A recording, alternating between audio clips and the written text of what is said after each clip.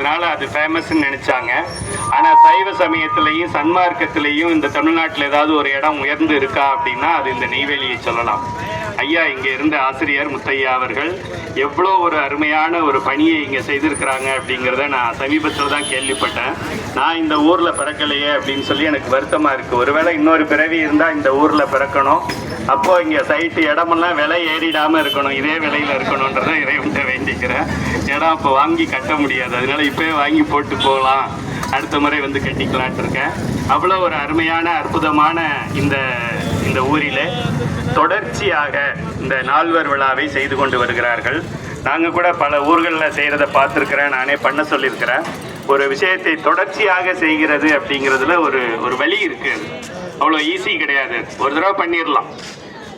ஒரு அரசியலில் கூட ஒரு முதலமைச்சர் ஏதோ ஒரு வந்துடலாம், ஒரு ஃப்ளூக்கில் வந்துடலாம். ஆனால் அவர் தொடர்ச்சியாக ஒரு 20 முறை வருவாரா அப்படின்னா அது சந்தேகத்துக்குரிய கேள்வி அது. ஆனால் இங்கே இருக்கிற இந்த குடும்பத்தினர் இந்த விழாவை கிட்டத்தட்ட ஒரு 27 ஆண்டுகளாக வாழ்க்கையில் பாதி ஆண்டுகளுக்கு இதை சிறப்பாக செய்து வருகிறார்கள். இங்கே சைவம் தழைத்தோங்கி இருக்கிறது, இங்கே சிவ புண்ணியம் பெருகி இருக்கிறது. இங்கேருந்து இங்கே வர்றதுக்குள்ளே எனக்கு வயிறு நிறைஞ்சிருச்சு, இன்னும் 3 நாளைக்கு சாப்பிட வேண்டாம்னு நினைக்கிறேன். அதுக்காகவே தினந்தோறும் வல்லது வாரம் நால்வர் விழா கொண்டாடினா நல்லாயிருக்கும். ஆக இந்த நால்வர் யார் என்றால் நம் உயிருக்கு துணையானவர்கள். மாதா பிதா குரு தெய்வம் அப்படின்னு சொல்லி கொடுத்துருக்காங்க. நம்ம மாதா நமக்கு தெரியும், பிதா நமக்கு தெரியும், தெய்வம் கூட நமக்கு தெரியும். அவங்களுக்கு குல தெய்வம் இருக்கு, ஊர் தெய்வம் இருக்கு, சிவபெருமான் இருக்கார். ஆனால் நடுவில் இருக்கிற குரு அப்படிங்கிறது யாரு அப்படின்னு பல பேர் இன்னும் தேடிக்கிட்டு இருக்கோம். சில பேர் தவறான குரு கிட்ட போய் நிற்கிறோம். சரியான குரு யார் என்றால் இந்த நால்வரும் நாயன்மார்களும் தான் நமக்கு குரு. இதை நம்ம முதல்ல தெரிஞ்சுக்கணும்.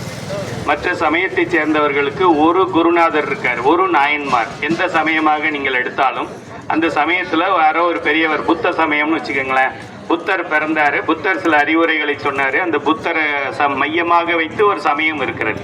அதுபோல் இயேசு கிறிஸ்து என்றால் இயேசு கிறிஸ்துவை மையமாக வைத்து ஒரு சமயம் இருக்கின்றது.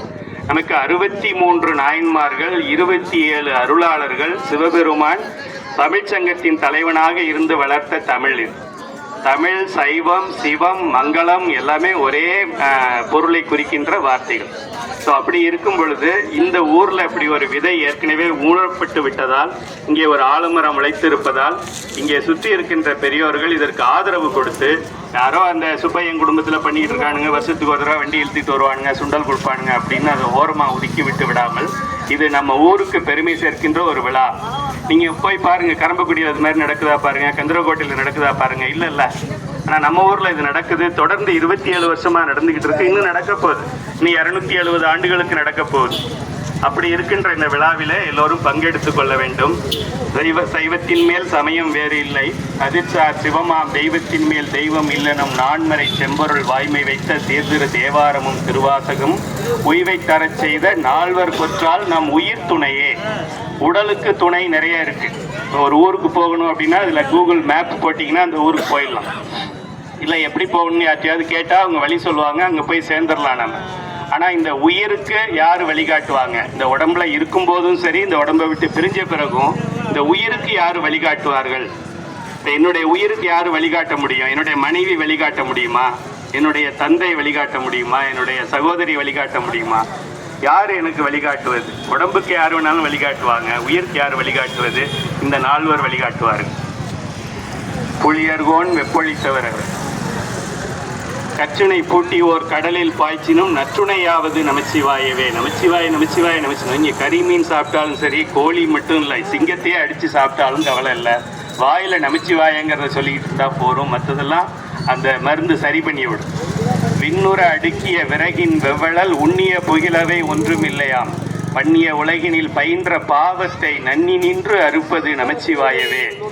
விண்ணுற அடுக்கி ஆகாயம் வரைக்கும் உயரமா விறகு கட்டைகளை லாரியா கொண்டு வந்து கண்டெய்னர்ல இறக்கி கப்பல்ல இறக்கி அடுக்கி வச்சிருந்தாலும் ஒரே ஒரு தீக்குச்சி பற்ற வச்சோம் அப்படின்னா அது அத்தனை விறகையும் எரிச்சு சாம்பலாக்கிடும். அதுபோல பல கோடி பிறவிகள் புல்லாய் பூடாய் புழுவாய் மரமாய் பல்விருகமாய் பறவையாய் பாம்பாய் கல்லாய் மனிதராய் பேயாய் கணங்களாய் வல்ல அசுரராய் முனிவராய் தேவராய் செல்லாக நின்ற இத்தாவர சங்கமத்துள் எல்லா பிறவியும் பிறந்து அறிந்தும் அறியாமலும் தெரிந்தும் தெரியாமலும் புரிந்தும் புரியாமலும் செய்த சகல பாவங்களும் ஆச்சார குறைகளும் நமக்கு மலை போல குவிந்திருக்கிறது. அதை நம்ம அனுபவிச்சு கழிச்சாலும் அனுபவிச்சு கழிக்க முடியாது. வாழ்நாள் முழுவதும் கஷ்டப்பட்டு இருந்தாலும் அந்த பாவங்களை நம்ம தீர்த்திட முடியாது, வாங்கின கடனை கட்ட முடியாது.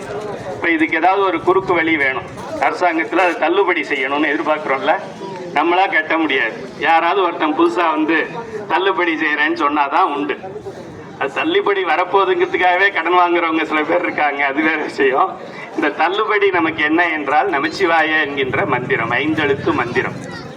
காதலாகி கசிந்து கண்ணீர் மல்கி ஓதுவார்தமை நன்னெறிக்கு வைப்பது நமச்சிவாயவே. வேதம் 4 மெய்ப்பொருளாவது நமச்சிவாயவே. நாதன் நாமம் நமச்சிவாயவே.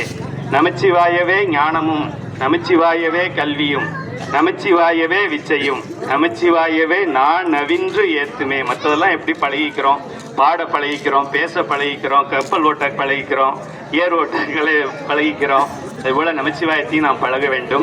எங்கு பார்த்தாலும் இந்த நமச்சிவாய மந்திரங்கள் ஒலிக்க வேண்டும். ஒரு காலத்தில் திருஞான சம்பந்த பெருமான் காலத்தில் சமணர்களால் நம்மளுடைய சைவ சமயத்திற்கு ஒரு மிகப்பெரிய ஒரு பாதிப்பு வந்ததுன்னு படிச்சிருக்கோம். திருநீர் யாராவது அணிந்திருந்தால், நம்ம ஊர் மதுரையில் சொல்கிறேன், பாண்டிய நாட்டில் யாராவது இப்படி ரோட்டில் எங்கேயாவது சின்னதாக திருநீர் மாதிரி தெரியுது அப்படின்னு தெரிஞ்சாலே கழுமரத்தில் ஏற்றி விடுவார்கள். கழுமரம்னா அந்த கம்பி வச்சு தேங்காய் உரிக்கிறாங்கல்ல, தேங்காய் உரிச்சோன்னா எப்படி உரியும், அதுபோல் ஒரு கம்பியில் உங்களை பின்பக்க ஓட்ட வழியாக அந்த இதில் உட்கார வச்சு அப்படியே அமுக்குனா எப்படி இருக்கும், அப்படி செய்வாங்களாம் திருநீர் வச்சதுக்காக. யாராவது எங்கேயாவது திருநீர் வச்சதை பார்த்துட்டு வந்து சொன்னாலும் ஆளை அனுப்பி பிடிச்சிட்டு வந்துடுவாரா ராஜா. அவருடைய மனைவி சோழ நாட்டு பெண்மணி மங்கையர்க்கரசி, அவர் சிவபக்தை. இப்படி நமக்கு வாச்சவன் இப்படி இருக்கிறானே அப்படின்னு சொல்லி அவனுக்கு தெரியாம திருநீர் வைப்பாங்களாம். கணவனுக்கு தெரியாம மனைவி எங்க திருநீர் வைக்க முடியும் நீங்க சொல்லுங்க? அங்க வைப்பாங்களாம். எப்படியாவது வைக்கணும், திருநீர் உடம்புல இருக்கணும் அப்படின்னு சொல்லி மார்பிள் வச்சுக்குவாங்களாம். அவ்வளோ மோசமா இப்ப நம்ம ஆட்சிகள் கிடையாது, அவ்வளோ மோசமா கிடையாது.